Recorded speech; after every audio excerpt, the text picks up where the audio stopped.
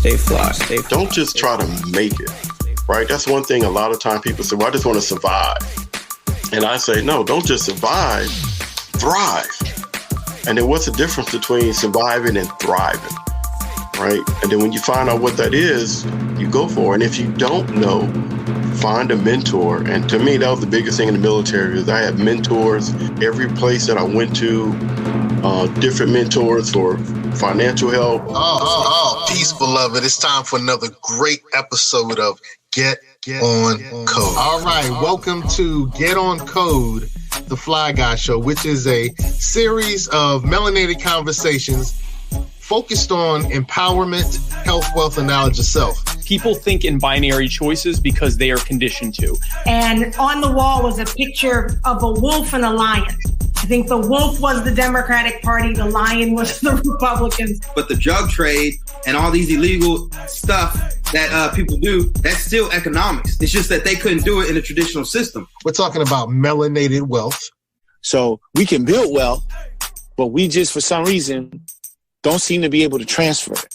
You had a great experience. Fine. That means nothing.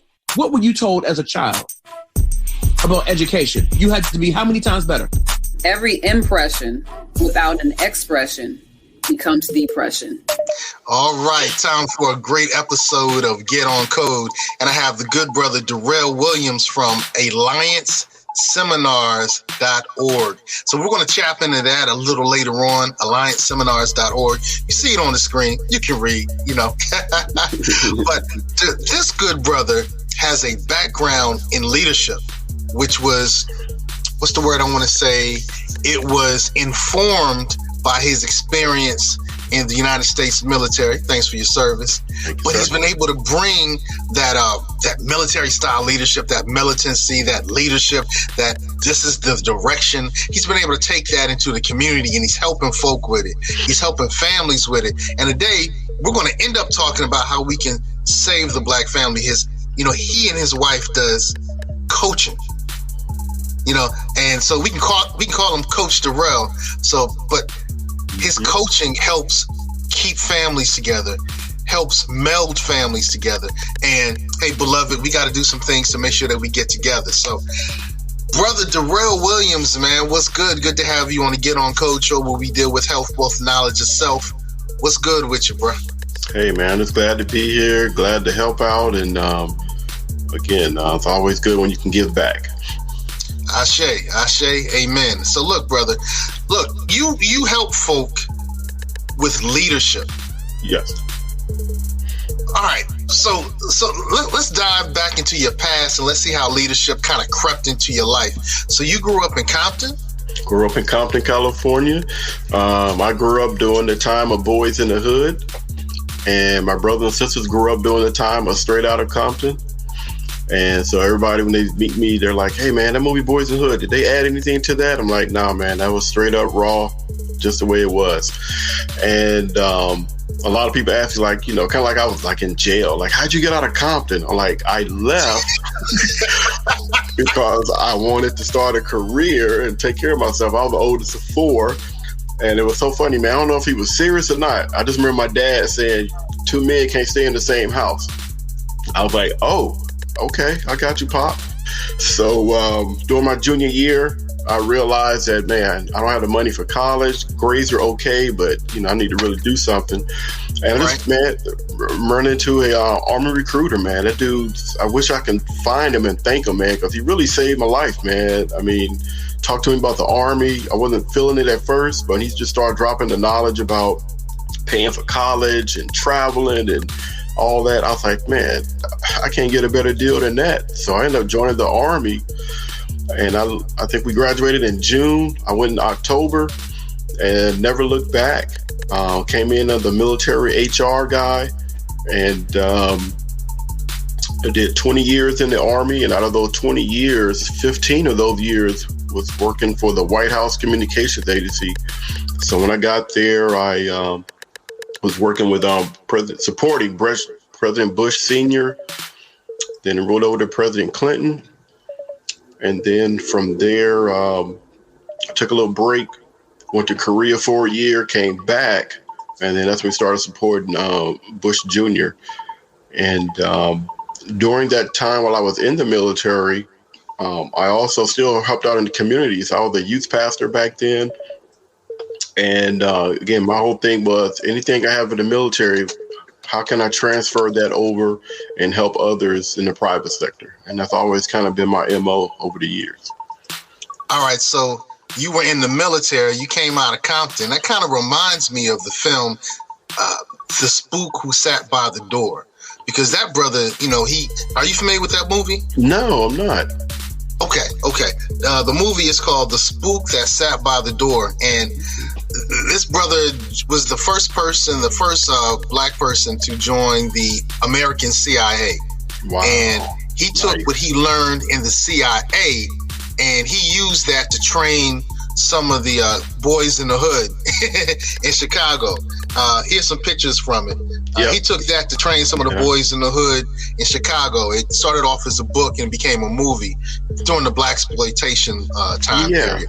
Nice. And he helped overthrow an area where there was a lot of course, crime. So he helped kind of clean up the crime, but there was a lot of police overreach. And he used what he learned to kind of take over the police overreach. And so people who kind of go into systems like you did and come out with information that helps us, you know, we jokingly say you the spook, you know, not saying it's nothing derogatory. Yeah. Normally if I call you a spook, you know, it's we about to buy, you know, but in that case, it's a little more of a salute to the fact that you took something from a system that wasn't necessarily built for us and use it in a way that helps build us. Absolutely. So look, you were in the military working under Bush 1? Bush 1, Clinton, and then Bush 2. Whoa. So what was that like being under Bush 1? So for us, it's kind of amazing because there's 3 different organizations that kind of support a president, right? There's the Secret Service, which everybody knows about. There's the White House staff. But then there's also this organization, which I'm a part of, which is the White House Communications Agency. So we provide all the IT support for the president, vice president, Secret Service, and their staff. So any piece of equipment they touch came from our organization. So very high op-tempo, no-fail mission, right? Everything got to be on point. So you have the White House normally where they do their day-to-day, but when they travel, you know, a lot of people just see it on the news like, oh, okay, President Biden went to XYZ state. But what they don't know behind the scenes is, you know, our organization, Secret Service, the staff, you know, we're basically replicating that White House at whatever city or country that we go to make sure that all the IT communications is on point. Yo, man, so you had a great experience in the military. Should more of our young men go into the military? See, that's a good one. I would say it depends on what they're looking to do. Like there's some kids, I mean, they are college ready. And to me, you know, if you're college ready, you know, take advantage of the system, do what you need to do to grow. But I also believe that there are some individuals that may not be college ready out the door, but you still have dreams. So I say in those situations, I would still say, look at going to the military because one, first of all, you get a skill right off the bat. Number 2, they're going to pay for your college. So you're not missing college. You're just getting Uncle Sam to pay for it and you're doing it for free. And then third, if you say, you know what, I'm good, it's 10 years, I'm getting out, you get out with a skill, you get out with your degree, and you'll find yourself a little bit above your peers because you have the skills, you have the college, you got the maturity. So to me, I say it just depends on the individual. Like I know there's some people, you know, they may have an allergy or something, so they can't join the military, and that's okay. But for those that can, I would say they definitely should take a look at it because, again, the leadership, the mentoring, the coaching that you get in the military is second to none. Okay. And the deal with the leadership piece, because we have some ills in our community that I want to kind of tap into and see how, you know, how you think. And I'm just throwing these at you. This is not pre-vested. You didn't know I was going to ask this question. I didn't know I was going to ask this question. But when you look at situations like this, with these people, what can we do with the leadership that you learned in our great military? And salute to all those who serve. What can we do to prevent this from continuing? So with this, I mean, there's a lot of different layers to this. And I think that's one of the challenges. Sometimes people look at, the problem is too big, or, there's nothing that I can do, or if I had Oprah money, I'd do this. My thing is, I always tell people, one thing you have in common with every billionaire and millionaire is time. Treat your time just like it was 1 minute is equal to $1,000. If you put your time toward those things that you feel are valuable and that's going to bring back the biggest dividends, then let that be your motivation to make a difference, right? The other thing I look at is, everybody remember the story of Moses from the Bible, even if you're not in church, but everybody know about Moses. One of the things I love about Moses was he had a task that he thought was insurmountable. And he even told God, like, yo, I cannot do this. This is like I don't even have enough to do it. And I love the question when God asked Moses, what do you have in your hand? And Moses is like, all I got is a staff. Use what you got in your hand, and I'll be with you. I say that to people because I always tell them, what do you have in your hand? Well, I'm good at basketball. Well, go mentor somebody in basketball. I'm good in swimming. Yo, go start a swim club. I'm good in math. Yo, go start a math tutor club. Use what's in your hand. Try to meet the needs that's available where you are. And then just start there. Because when we look at the bigger problem and try to tackle the bigger thing, sometimes, we can get really discouraged. But if you just take a little bit at a time, who knows what you can do within your span of influence. That's interesting. I tell you that I really like using, really great old time tested pieces of literature like the canonized Holy Bible. And one of the stories that you just talked about was, what's in your hand. But when we look at all those who were kind of depicted in the Bible, all of them at some point said, yo, do I got to do it this way? I just showed, Yeshua turning over the tables, hey, Dad, does it have to be this way? So even the best example says, does it have to be this way? All right, I'll go ahead and I'll take it, and I'll go through the struggle. I'll go through the challenge, and I'm going to come out a better entity because of it. Absolutely. So Musa was like, yo, I got to do it this way? All right. We can go through all the main characters that are in the canonized Bible, and it seems to me that all of them have that same moment where they look at their unsurmountable situation and like, man, I really got to do this? Suck it up and go ahead and do it. Great point. As a matter of fact, do you know Dr. George Fraser? No, do not. Okay, you got to check him out, Dr. George Fraser. I'll bring his picture up in just a minute. Cool. But in a talk that he had, he says that, no matter what you believe, the Almighty gives you a mission. And before that mission, there's a obstacle that's put in your way. And once you overcome that obstacle, you get an attaboy. You get a pat on the back, or or at a girl, pat on the back, or at a person, pat on the back, and then another obstacle is put in your way. And once you do that next obstacle, then another one's put in your way. But you're always going up, and you're always getting benefits. You're always becoming more influential. You're always growing. Blah blah blah. As a matter of fact, I used to be involved with some of the African-centered groups, and we would study.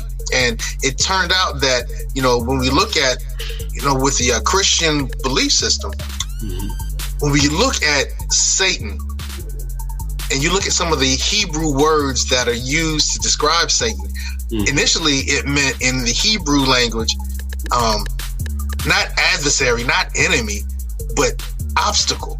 And you know, you're a person of the cloth, so you can adhere to that. But so there, the Almighty creates obstacles, challenges, adversarial situations that we have to overcome.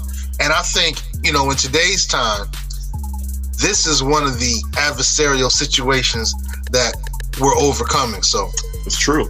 It is true. And I think a lot of people don't understand, Sickle, is that, you know, I used to be a youth pastor. So a lot of young people are like, man, you know, why do I have to go through all this stuff, man? Why can't I just get it? And I was like, well, think about it. If you get something that you didn't have to work for, there's a chance that you really might not appreciate it. Right. However, if you got to work through that thing down the road, not only will you appreciate it more, but you're also more likely to pass it on to your son, pass it on to your nephew, right? I said, don't look at the obstacles as part of the problem. Look at the obstacles as part of the success.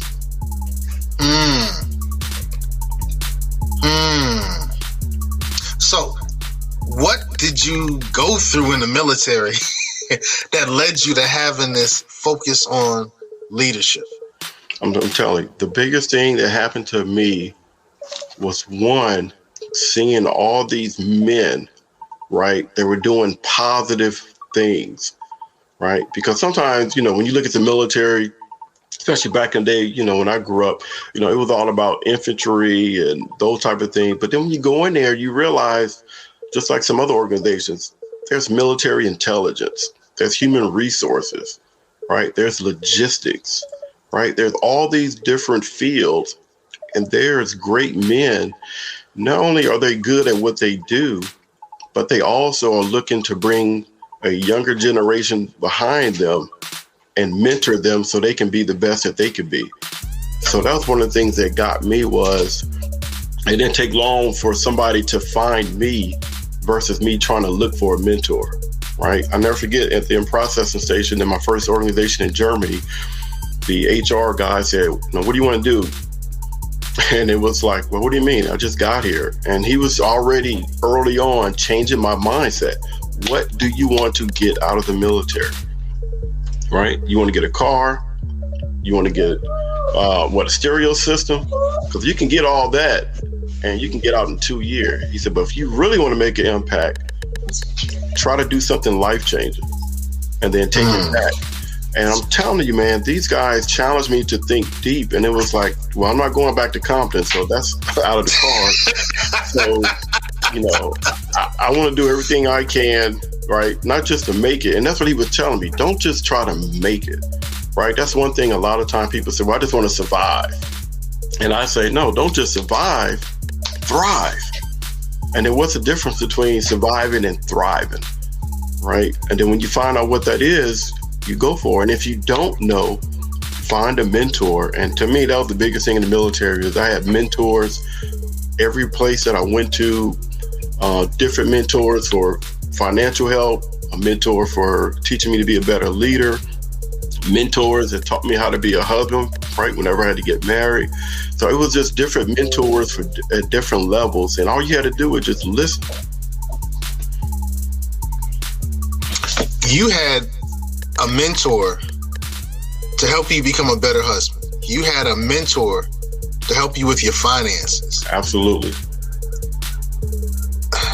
Absolutely. So you're a man of the cloth. So we'll put that up there again.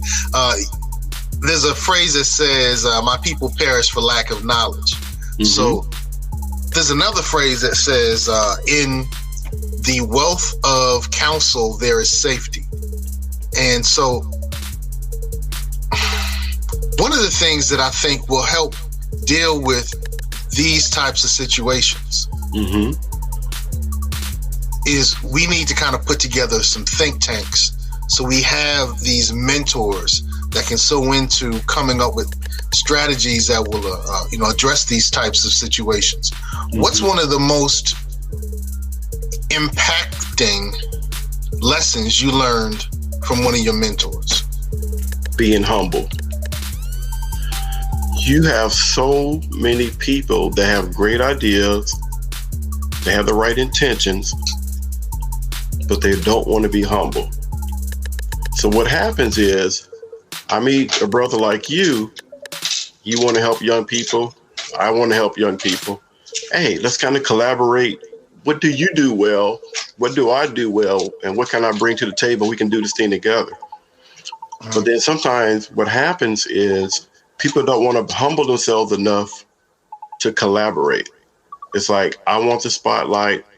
I want everybody to know that this is my program, right? And it's like, well, what's the end result you're trying to get? Are you trying to help people, or are you trying to make a name for yourself? And that's what one of my mentors taught me. He was like, Darrell, no matter what, as far as every time you get ranked, every place you go, right, stay humble, right? Even if you don't have a supervisor that's the best supervisor, give them credit. And that got me crazy. I was like, what do you mean give them credit? Why would I say something good about somebody that's bad? But what he was telling me was, sometimes we fight these small battles, but we lose the big wars. And what he was telling me was, no matter where you go, you got to collaborate. You got to get people on your side.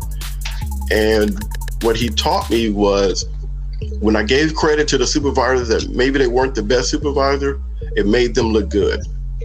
And I found this throughout not just the military, but in any organization. When you make leaders look good, they have a tendency to go to bat for you.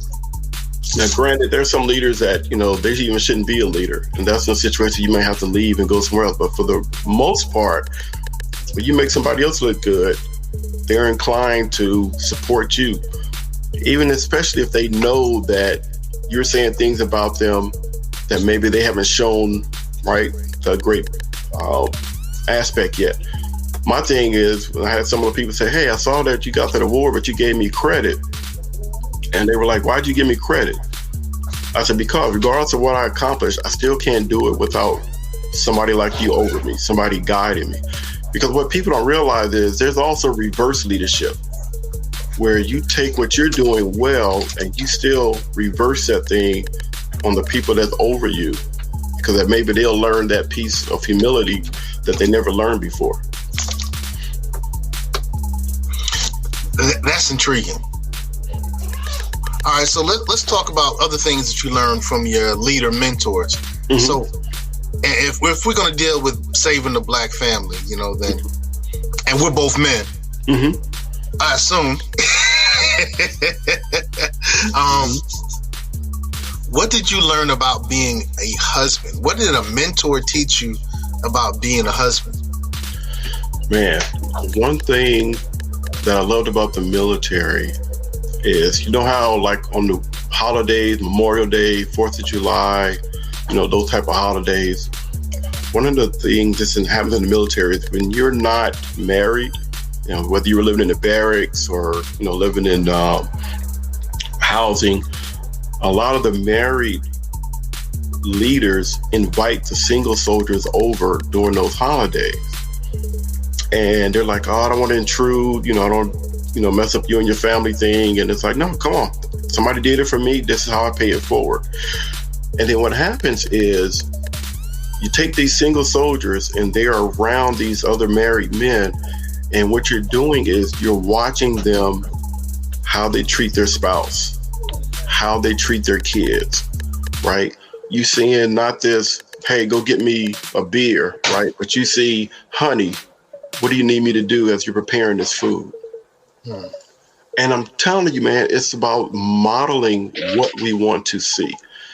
And I think for us in the community, as much as we can, because I don't care how jacked up your family was, there's always that one uncle, there's always that one aunt. You're like, man, I can't wait to go see Uncle Seco, man. He's so cool, man. I love what he does. I love how he's always like asking me, yo, what are you doing, young buck? Man, that's good, man. You got a good head on your shoulder. Mm-hmm. We have to, kind of fill in that gap where we can for those that may not have, that mentor of what it looks like or what right even looks like. Because I'm sure even in your history, as you start working with young people, you find out that it's not that they're bad. It's just that they haven't been exposed to what else is out there. They don't know what the other possibilities are. I remember when I was talking to one of my other mentors, and I was like, man, we got this group of kids, you know, it's like, how do I get to them? It seems like, you know, they don't want to do right. And he just broke it down to me. He was like, Darrell, you got to understand that the situation that some of these young men are in, he said, it's just like somebody on an island and they've been drinking dirty water all their life. They're drinking the dirty water because they don't know that there's other water out there. You got to bring them the different water. And once they taste it and they make a decision on their own that, yo, I don't have to keep drinking dirty water, then you be there when they're ready to flip in that mindset and go in a different direction. And I think those are the things that mentors can do. And that kind of reminds me of that Malcolm X movie when he was talking to the Honorable Elijah Muhammad, and the Honorable Elijah Muhammad was talking about water, and that's intriguing. That's intriguing. So I guess in many cases we're used to the dirty water, and he says don't condemn if you see a person has a glass of dirty water. Show them the clean water. Exactly. When they inspect it, you. Yo, so so have you gone back to Compton and said, yo, this is the clean water? So I have not, right? I've been on the East Coast most of my life now. So the question that some of my other mentors asked me was, okay, so you can't go back to Compton. What do you do? What are you doing where you're at? And that's kind of what I did. So when I was on Fort Meade, I reached out to the kids in the Fort Meade area, right? Moved to Glen Burnie, found a church in Annapolis, got connected there. And one of the things I did was try to work within the system that we already had and try to improve on what was already there. Once I got out of the military, became a little motivational speaker, right? I couldn't go back to Compton. So like I told the kids in the class, y'all are my version of Compton. So I'm going to PG County, I'm going to Anne Arundel County. I'm coming to your school to tell you about, you know, my life decisions and where they led me to be. And it was so funny because some of the kids was like, you know, why are you coming to see us? You work at the White House, you flew on Air Force 2. And I told them that it wasn't about that. It's about me letting you know that if somebody from Compton can fly on Air Force 2, then guess what? The sky's the limit for you too. What's one of the most impactful messages that you learned from one of those leaders around being a good husband at those tables? You know, that I think one of the lessons I learned was don't blame other people for what you think you didn't get in your life. Ooh. It was like, so what? Your father wasn't around, or your father was around but didn't show you a whole lot of love. Now that you know better, what can you do to change it, you know, for your kids, right? Find an example of somebody that is doing it right. Take those things that you feel like, yep, I can add that to my, I can treat my wife like that. You know, I can talk to my son like that instead of hollering at him all the time. It was like, you know, take those things that are around you and then see how they can be incorporated and that they become just an everyday part of your life. Okay, that's what's up. So how do you take those lessons and pair up with your lovely wife and start coaching folk through their problems? Because there's some folk out there with some messy stuff, man. That is true. So the first thing you do is, and I keep telling people all the time, we don't always have to recreate the wheel. Right. I remember I was looking up on your bio and it seemed like you work with a lot of different organizations. Right. So for me and my wife, it's like, you know, do we have to go and create something new, or can we just partner with what was already there? And so for us, we just partnered up with the church. Why? Because they've always been pillars of the community. So, you know, we just started going there, and our pastor was like, hey, we need to change up the Bible study. So we're going to set up these different groups. And a part of these groups, we're going to set up a study just for couples.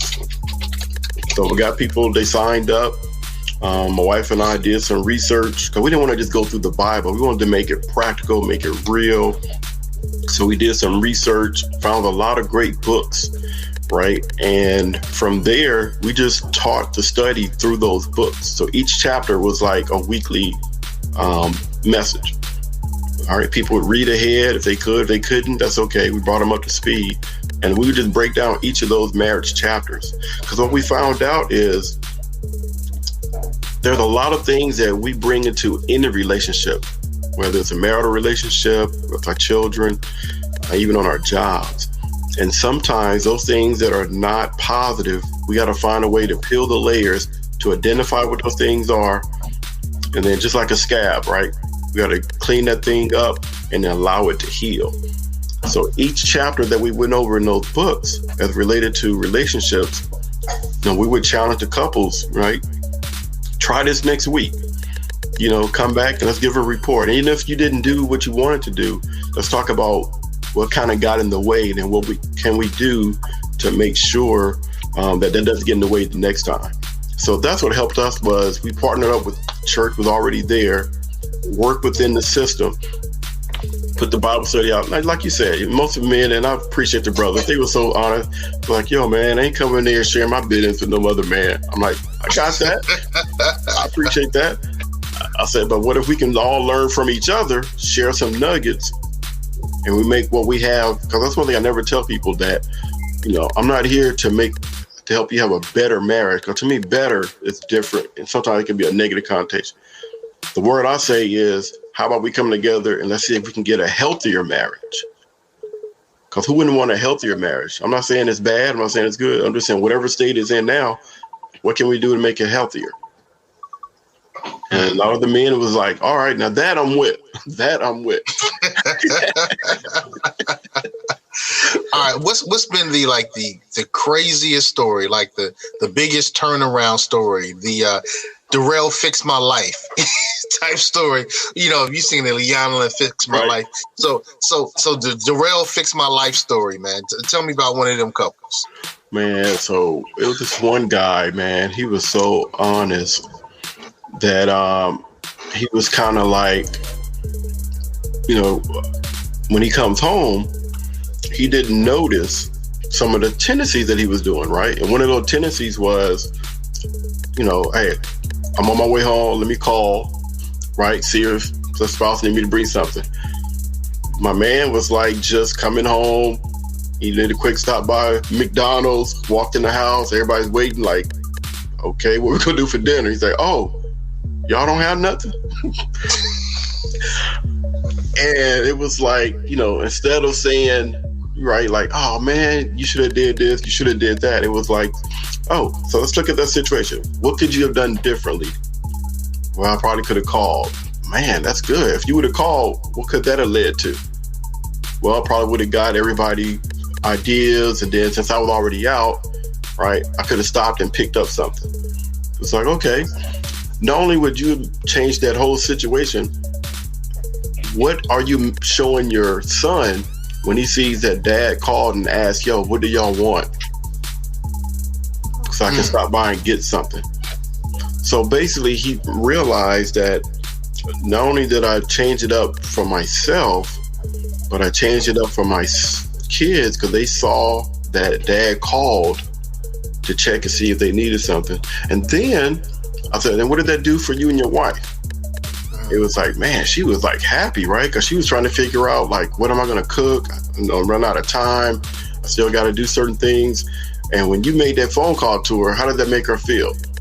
And he gave me the words back. She felt relieved. She felt good, right? She felt like, wow, he was really thinking about us. And it was just so funny that just that one situation, and again, just talking through that thing, and then later on down the weeks and months, it's like, hey man, so how's that thing going? He's like, man, it's like a habit now. It ain't even like I gotta think about it, right? and we got peace, right? But again, something so simple, but yet it can have so many big dividends down the road. Just checking in. That's it, man. Just checking in. Yo, because I can hear the hens, they be like, you just so selfish. You don't care about your family. You don't care about your kids. And he may not have just had that training. Like, dude, just check in. Exactly. And that's one thing I learned, man, like in the military, things that we take for granted because we drilled all the time, right? Do this, do that, right? Your training leads to effectiveness. So we don't assume, even if you go to a new organization, right? You always have to go through that organization's new training. Why? Because we don't want to just assume that you know how to do it and assume that you know how to do it the way we do it. It's the same thing in life, man. We just can't assume that, well, he's married, he should already know. He might not know. He might not know. So let's just err on the side of caution. Like, yo, hey, man, sometimes I have challenges with X. What do you do in that situation? I want to learn from you. It's like, yeah, but you already a pastor. Why are you asking me? I said, because I don't have all the answers. I said, man, I'm on life every day, just like you on this earth. So I got to stay getting better. I said, we all learn from each other. Absolutely. Absolutely. That's a gem, man. So there's somebody that's watching that's like, oh, you know what? I just need to check in a little more.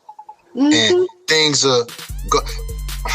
What's another little practical gem that has changed somebody's life? That was beautiful, man. So I know you got more of them.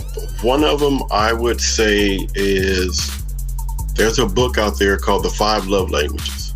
Anybody that's not familiar with it, definitely check it out. And what it talks about is, all of us, men, women, doesn't matter. We all have a different way that we like to be appreciated. And one of the things I talk to some of the men about is, take the quiz. It's like a little simple quiz. It don't cost anything. And this one guy took it, and basically you find out that my wife likes words, right? And then you figure out the guy, his language is touch, right? And a lot of guys like, yeah, you're right about that. Physical touch, that's my language, right? But what we have to realize is, if your spouse's language is words and yours is touch, then you might want to relook, how do I communicate better with my spouse? I'll give you another one. One of the languages is called acts of service, right? Okay. Anything I can do around the house, right? So you say you have a spouse whose her language is acts of service and yours is physical touch, right? And people laugh, but when they try it and they come back in about 30, 60 days, they're like, yo, you was right, man. I'm like, what's the act of service that you can do around the house that can help your wife? And that's what they knew, right? But then, and here's another one. So what if they're at home and they're taking care of the kids, right? So we come home thinking that we're looking for intimacy and they're tired, been with the kids and trying to figure out, dinner. I said, so what if you did an act of service of, I got the kids when I come home. I'll give them the shower or the bath, right? I'll feed them, right? You go ahead and, just take some time out for yourself. That is an act of service. So when I perform that act of service, and I'm not performing it for any other reason that you deserve this. I'm not trying to get nothing out of it. You need to rest. In the midst of performing that act of service, later on, right, now she's speaking your love language of physical touch. So somebody was telling me, like, so you saying that if I go in there and bust some suds, that I might get a little reward? I'm like, man, I'm telling you, that's a real small price to pay, right, for her to speak your language. What do you think? And he's like, man, I'm going to be about the most dishwashingest person you can ever meet. And that's what it's about. We learn new ways. We make each other better as husbands, as fathers, right? But we don't keep it to ourselves, right? We share that knowledge. So again, once we learn something, as a husband or even as a father, it's really imperative that we share that knowledge, because to me, that's what mentoring is all about.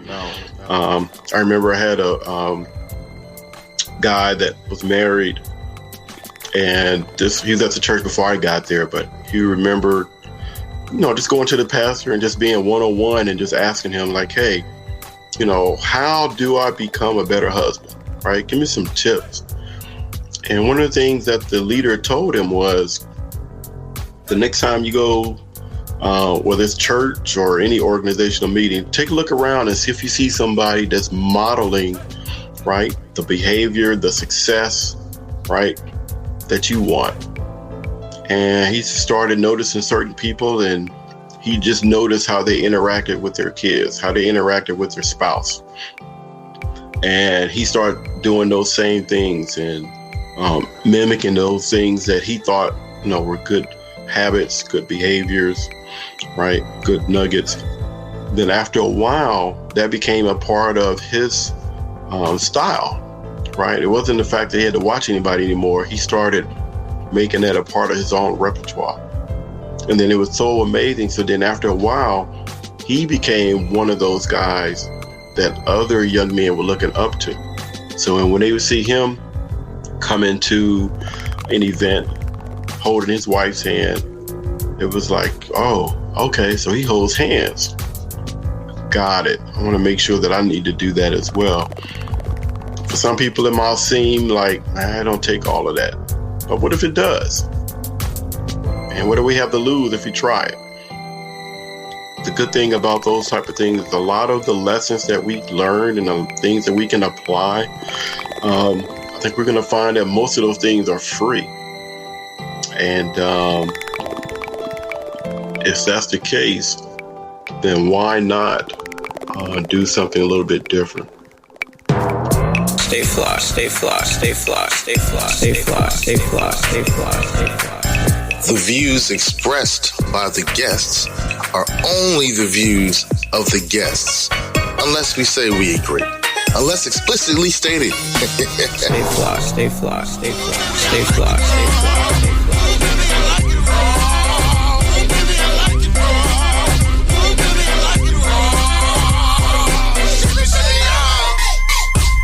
Stay conscious, stay fly.